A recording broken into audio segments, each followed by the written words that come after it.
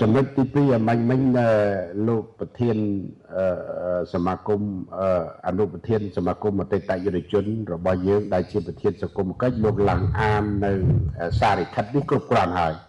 ខ្ញុំមិនធ្វើអត្ថាធិប្បាយទៀតទេដែលសម្ដេចនាយករដ្ឋមន្ត្រីដែលជាអនុប្រធានទី1លោកបានចេញនៅសេចក្តីណែនាំនិងផ្ដល់នៅសាររបស់យើងចំនួន7ដើម្បីប្រគល់ព្រះកិច្ចឲ្យថ្នាក់ជាតិនិងថ្នាក់ក្រោមជាតិយកចិត្តទុកដាក់ចំពោះអតីតយុវជនរបស់យើងដូចនៅក្នុងសារលិខិតនេះមានគ្រប់បែបយ៉ាងណាបសសប្រាក់កាសដំឡើងប្រាក់ឧបត្ថម្ភបំពេញបន្ថែមលក្ខណៈគឺជាការយកចិត្តទុកដាក់របស់សម្ដេចបើគិតជាទឹកប្រាក់ខ្ញុំទៅតែស្ដាប់បាននៅរបាយការណ៍របស់ក្រសួងសង្គមកិច្ចដែលលោករាយការណ៍ក្នុងមួយខែយើងចាយទៅលើនិវត្តជននិងអតីតយុវជនយើង30លានដុល្លារ30លានដុល្លារបើយើងគិតជាប្រាក់រៀលច្រើនណាស់ច្រើនមែនតើហើយក្នុងមួយឆ្នាំវាត្រូវចាយអស់4-500លានសម្រាប់ទៅ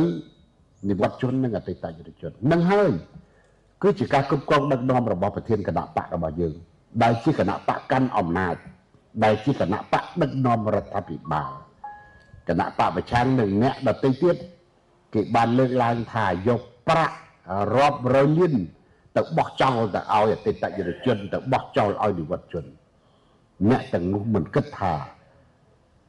មិនបានគិតថាខ្លួនឯងរំដោះប្រទេសជាតិហើយរស់មានជីវិតនៅក្នុងប្រទេសកម្ពុជាគឺដោយសារស្នាដៃអតីតយុវជននេះទេ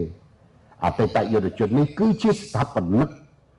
ដ៏សំខាន់របស់សម្ដេចតេជោ ហ៊ុនសែនដែលលោកទៅតែនឹងប្រគល់ព្រះកិច្ចឲ្យពួកខ្ញុំទាំងអស់គ្នាធ្វើពិធីអបអរសាទរបាទនៅដំណើរឆ្ពោះទៅប្រទេសវៀតណាមនៅឆ្នាំ77ដើម្បីធ្វើយ៉ាងម៉េចប្រមូលផ្ដុំកងទ័ពវឹកហាត់កងទ័ពដើម្បីស្នើសុំសភាវុធវិលត្រឡប់ពីប្រទេសវៀតណាមមកហើយដើម្បីរួមចំណែកជាមួយនឹងកងទ័ពប្រជាជនវៀតណាមដើម្បីវាយរំដោះប្រទេសនេះគឺជាស្ថាបនិកប៉ុន្តែបើយើងងាកទៅរកនិវត្តជននៅពេលនោះទាំងខ្ញុំទាំងគេធ្វើជាមន្ត្រីរាជការនៅឆ្នាំ79ដៃម្ខាងកាត់អាវុធដៃម្ខាងបំពេញភារកិច្ចស្នូលឧទាហរណ៍ខ្ញុំជាប្រធានគណៈនិគមម្នាក់នៅខេត្តកំពង់ចាមខ្ញុំមានគ្នា500នាក់មានកម្លាំង500ដើមការពារផ្លូវផងធ្វើផ្លូវផងពីព្រៃក្តាមរហូតមកដល់កំពង់ចាមដើម្បីជួសជុលធ្វើយ៉ាងម៉េចឲ្យចរាចរណ៍ឡើងបានដើរអានោះដែលយើងចង់បញ្ជាក់ថានិវត្តជនលោកក៏មានភារកិច្ចដោយលោកគ្រូអ្នកគ្រូចឹងលោកគ្រូអ្នកគ្រូលោកបានបង្រៀនកូនខ្ញុំតាំងពីឆ្នាំ79មកខ្ញុំមានឱកាសណាទៅមើលកូនទៅថែទាំកូនទៅអប់រំកូនគិតតែបំពេញការងារស្នូលរបស់បកនិងរដ្ឋាភិបាលដែលប្រកល់ឲ្យអញ្ចឹងនេះគឺជាគុណតម្លៃមួយធំណាស់ដែលលោកគ្រូអ្នកគ្រូបានបណ្ដុះឲ្យកូនទាំងនេះคล้ายទៅជាមន្ត្រីរាជការ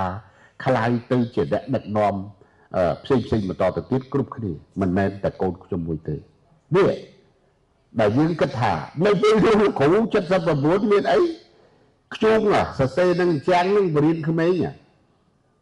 ដៃម្ខាងក៏កាត់កភ្លើងដើម្បីការពារណា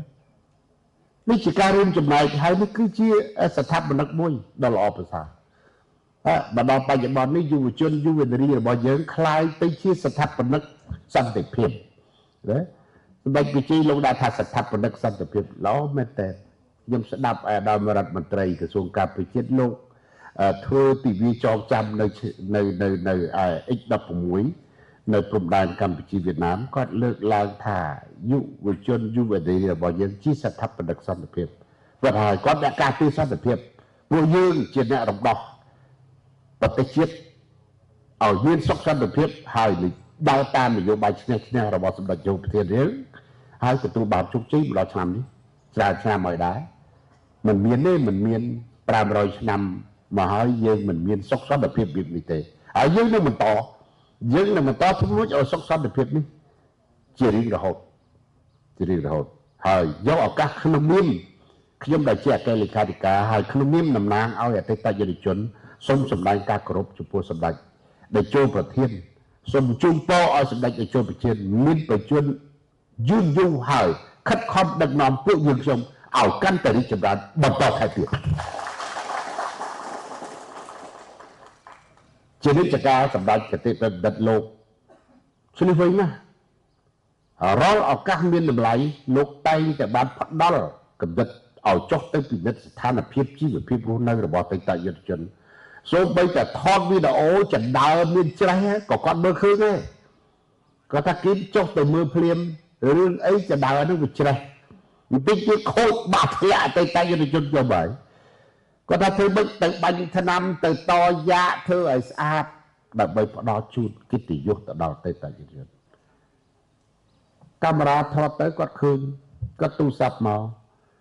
គាត់ថាណែអតីតយុទ្ធជននៅទីនេះបាក់ជើងបាក់ដៃលើថាអត់ផ្ទះអត់សបែងលើមូលដ្ឋានមិនបានដោះស្រាយគាត់ព្រឹត្តិកម្មភ្លាមតែម្ដងគឺគាត់យកចិត្តទុកដាក់ខ្លាំងណាស់ក្នុងក្របខ័ណ្ឌអតីតយុទ្ធជនគាត់ឈឺឆ្អាលខ្លាំងណាស់ក្នុងឋានៈជាប្រធានកាកបាទក្រហមកម្ពុជាលោកបានខិតខំដោះស្រាយបញ្ហាលោកគិតថាអតីតយុទ្ធជនជាប្រជាជនម្នាក់ហើយជាអ្នកពលកម្មដើម្បីជាតិនិងប្រជាជនអញ្ចឹងបានថ្ងៃនេះលោកជំទាវប្រធានលោកបានខិតខំអញ្ជើញអតីតយុទ្ធជនការពុតគាត់ត្រូវអញ្ជើញពេញនឹងបាត់ដីពេញដល់វាទូចពេកកន្លែងយើងធ្វើនឹងវាមិនបានធំចាំទៅសាល់របស់គាត់ធំមកនៅឆ្នាំក្រោយបើខ្ញុំមានឱកាសខ្ញុំមកចូលរួមនៅថ្ងៃ21ដើម្បីលើកទឹកចិត្តតំបន់កែថាសន្តិភាពតំបន់សន្តិភាពបន្ទាប់ចុងក្រោយនៅឯលោកវែងណាយើងនឹងចាប់ផ្ដើមនៅខាងខេត្តកញ្ចេះហើយបបបញ្ចប់នៅតំបន់នេះណាតំបន់នេះគឺជាការខិតខំសក្ខីភាពជាក់ស្ដែងយើងមានហើយអាដាមឌីឈៀនឥឡូវនេះលោកខ្លាយទៅជាទេសរដ្ឋមន្ត្រីម្នាក់ដើម្បីជួយត្រួតដឹកនាំហើយក៏ជាប្រធានក្រុមការងារនៅតំបន់នេះដែរថ្ងៃនេះស្ដាយមិនបានជួបមិត្តភ័ក្តិណាប្រហែលជាគាត់ជាប់រវល់បេសកកម្មហើយឥឡូវគាត់ដើរមើលតាមតតព្រំដែនផងដើម្បីការពារសន្តិសុខសម្រាប់ថ្នាក់បន្តទៅទៀត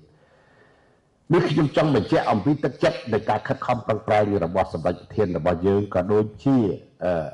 សម្ដេចអនុប្រធានទី1ដែលជានាយករដ្ឋមន្ត្រីលោកខ្នះខ្នែងណាសុំអីក៏មិនដែលថាទេដែរខ្វះផ្ទះឲ្យផ្ទះខ្វះដីឲ្យដីណាដោះស្រាយបញ្ហាសុខុមាលភាពរបស់បងប្អូនអតីតយុវជនណាអញ្ចឹងខ្ញុំមិនយកឱកាសអធិប្បាយវែងតទៅទៀតទេខ្ញុំសូមឯកភាពទៅលើរបាយការណ៍ហើយសាររបស់សម្ដេចដែលបានផ្ញើជូនអតីតយុវជនហើយនឹងមតិយោបល់ខ្លីរបស់អាដាមលោកជំទាវប្រធានអមាញ់មិញលោកមានខ្លឹមសារខ្លីក៏ប៉ុន្តែមានអត្ថន័យគ្រប់គ្រាន់ណាគ្រប់គ្រាន់នេះដែលខ្ញុំចង់បញ្ជាក់ជូនថាទី1យើងអបអរសាទរនៅទីវាអតីតយុវជនរបស់យើងទី2យើងមកសម្ពោធនៅទីស្នាក់ការរបស់យើងខ្ញុំឃើញមានគ្រប់គ្រាន់អស់ហើយការដោះស្រាយផ្ទះសម្បែងជូនអតីតយុវជនផ្សេងៗឥឡូវដូចជានៅក្នុងរបាយការណ៍ដូចមិញនៅសល់តែប្រមាណដូចជា4ផ្ទះទៀតទេណា4ផ្ទះទៀតទេហើយខ្ញុំសង្ឃឹមថាលោកជំទាវប្រធានលោកនឹងកាត់ខំដោះស្រាយហើយប៉ុណ្ណឹងក៏ដោះស្រាយបានច្រើនហើយយើងនៅសល់តិចតួចទៀតនេះគាត់ថាចំពោះមុខអតីតយុវជនដែលមានដីហើយគ្មានផ្ទះនិងផ្ទះមិនសមរម្យនៅតែ4គ្រួសារទៀតទេអញ្ចឹងខ្ញុំសង្ឃឹមថាគាត់នឹងចលនាកិច្ចការងារនេះក្នុងនាមសម្ដេចអធិបតីក៏ដូចជាក្នុងនាមសម្ដេចតេជោប្រធានកុំឲ្យពិបាកណា4ខ្នងមិនអីទេអបអរសាទរឲ្យទេណាគាត់ចលនាមកផ្លែតបានហើយណាផ្លែតបានហើយរួមជាមួយប្រឡងខ្ញុំមកដែរនេះមួយដែរនេះ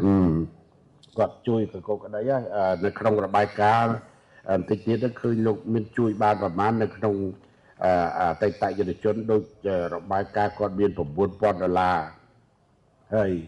មានលោកអ្នកអង្គញាឬលោកជំទាវយើងបានជួយឧបត្ថម្ភគាំទ្រច្រើនតាមរយៈលោកជំទាវប្រធាននឹងមានរហូតទៅដល់គ្នាប្រមាណអ្នកនោះហើយតិចទៀតយើងនឹងទទួលនៅការលើកទឹកចិត្តនិងសរសើររបស់កែលេខាធិការដែលជាតំណាងឲ្យសម្ដេចតេជោប្រធានរបស់យើងខ្ញុំមានរឿងប៉ុណ្្នឹងទេហើយការអំពាវនាវរបស់បាញ់មិញលោកជំទាវលោកបានអំពាវនាវឲ្យបងប្អូនមន្ត្រីរាជការរបស់យើងជួយឥឡូវប្រធានសមាគមលោកបានដោះស្រាយបានតុកអីបានខ្លះហើយនៅសេសសល់ប្រមាណបន្តទៀតតាមរបាយការណ៍គាត់លើកក្រុងដូចជា$7,000សម្រាប់ដាក់ ស្អីម៉ាស៊ីនត្រជាក់ឬក៏ចង្ហាឬក៏តុកអីប្រូធ្វើការឥឡូវដូចជាទឹកមានប្រាក់ 2000 ទេអញ្ចឹងទេពឹងផ្អែកទៅលើប្រធានខេត្តនិងប្រធានកិត្តិយសហើយដាក់បញ្ហា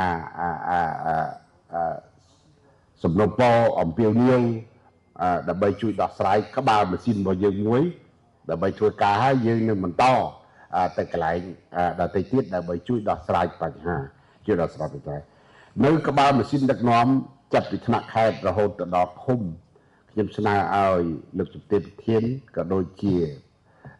ស្នងការយើងអាចតេតើជ្រើសរើសរកទាហានរបស់យើងដែលចូលនិវត្តន៍រកអាវុធហត្ថរបស់យើងដែលចូលនិវត្តន៍បាទរកប៉ូលីសរបស់យើងចូលនិវត្តន៍រកមន្ត្រីរាជការរបស់យើងចូលនិវត្តន៍ដែលមានឋានៈស័ក្តិជាអនុប្រធានយោធាខេត្តអនុប្រធាន PM ខេត្តអនុប្រធាននគរបាលខេត្តដើម្បីមកជួយធ្វើការតាមការស្ម័គ្រចិត្តរបស់ពួកគាត់ដើម្បីមកបំពេញការងារធ្វើជាគណៈជំនាញព្រោះគាត់ទឹកតែកម្រិតអាយុ60ជាងគាត់ចូលនិវត្តន៍គាត់នៅមានលទ្ធភាពអាចជួយបម្រើការបាន10-20ឆ្នាំអីបន្តទៀតបើសុខភាពគាត់ល្អគាត់នឹងអាចជួយបំពេញការងារជាមួយនឹងក្របខ័ណ្ឌរបស់មន្ត្រីរបស់យើងដែលអ្នកសហការផ្ទាល់គឺខាងមកចចបើអត់ទាន់មានបារោនៅនឹងបាត់ហើយបាទពួកគាត់ជាអ្នករៀបចំបែបបទឯកសារសម្រាប់មន្ត្រីរាជការដែលចូលនិវត្តន៍ជាមួយនឹងអតីតយុទ្ធជនរបស់យើងណារួមជាមួយនឹងមន្ទីរសង្គមកិច្ចណានៅខេត្តបន្ទាយមានជ័យគាត់មានមន្ទីរសង្គមកិច្ចផងមានមកចចផងមានយោធានគរបាល PM របស់គាត់ទាំងផងហើយគាត់ជាស្នូលគាត់ចាត់តាំងលេខាធិការដ្ឋានរបស់គាត់ដែលជាស្នងការរងម្នាក់មកដឹកនាំហើយការិយាល័យជំនាញរបស់គាត់5-6ជំនាញហ្នឹងគាត់ដាក់មន្ត្រីវ័យក្មេងពីប៉ូលីសមកអាចសុំពីប៉ូលីសខ្លះអាចសុំពីទាហានខ្លះអាចសុំពី PM ខ្លះមកអង្គភាពពី3នាក់មកកាន់ការិយាល័យជំនាញដើម្បីទទួលការងារអភិវឌ្ឍទទួលការងារបេឡាសង្គ្រោះមរណៈទទួលការមើលថែទាំសុខុមាលភាពរបស់បងប្អូនអតីតយុទ្ធជនជាដើមឡើយនៅប្រូរបស់យើងដើម្បីយើងតាមដានកិច្ចការរបស់យើងនៅទីនេះឲ្យវាល្អកាន់តែល្អប្រសើរឡើងកាន់ល្អប្រសើរឡើងអញ្ចឹងនៅថ្នាក់ខេត្តនៅថ្នាក់ស្រុកនិងថ្នាក់ឃុំនៅថ្នាក់ឃុំបងប្អូនទាហានយើងខ្លះគាត់ធ្វើប្រជាការពារអត់មានប្រាក់ខែប្រាក់កាយទេបានតែឯកសន្តានអីហ្នឹងល្អគាត់ជួយមើលខុសត្រូវនៅភូមិឃុំរបស់គាត់បាទនៅភូមិឃុំរបស់គាត់